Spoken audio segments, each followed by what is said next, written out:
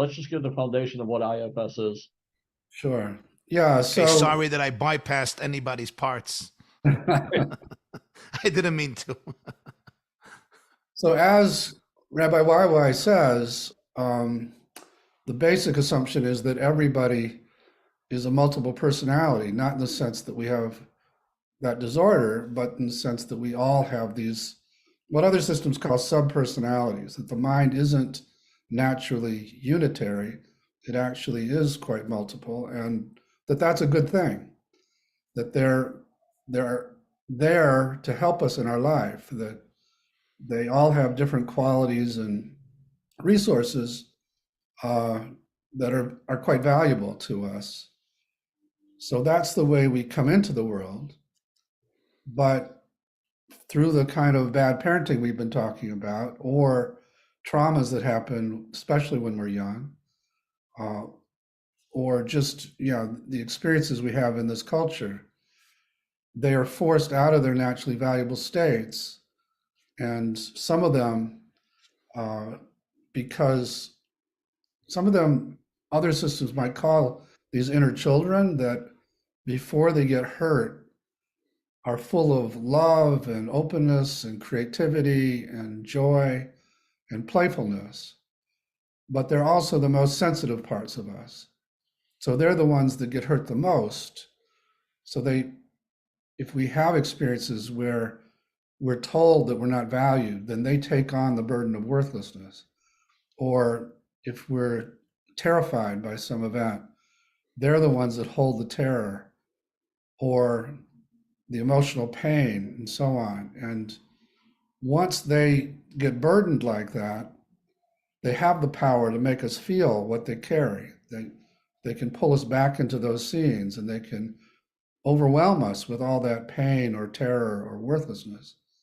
And so we kind of naturally try to lock them away inside in inner basements or abysses and try to stay away from them.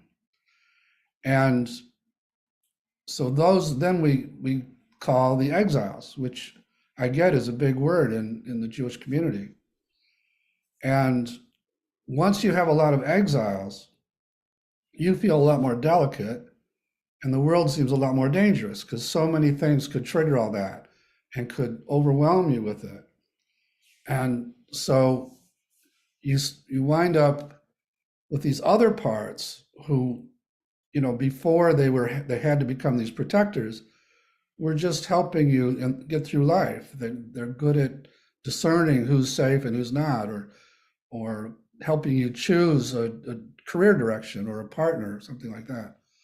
But after you get a bunch of exiles, they are forced out of their naturally valuable states to become what we call protectors. And some of them protect you by managing your life so that no one gets close enough to trigger you and hurt you again, or so that you perform at a very high level, so to counter the worthless feelings, or so and there's a variety. So you look perfect, so no one rejects you, or so you take care of everybody, so they depend on you and like you, but they don't let you take care of yourself. So there's a lot of common, what we call manager roles, otherwise known as the ego and the defenses.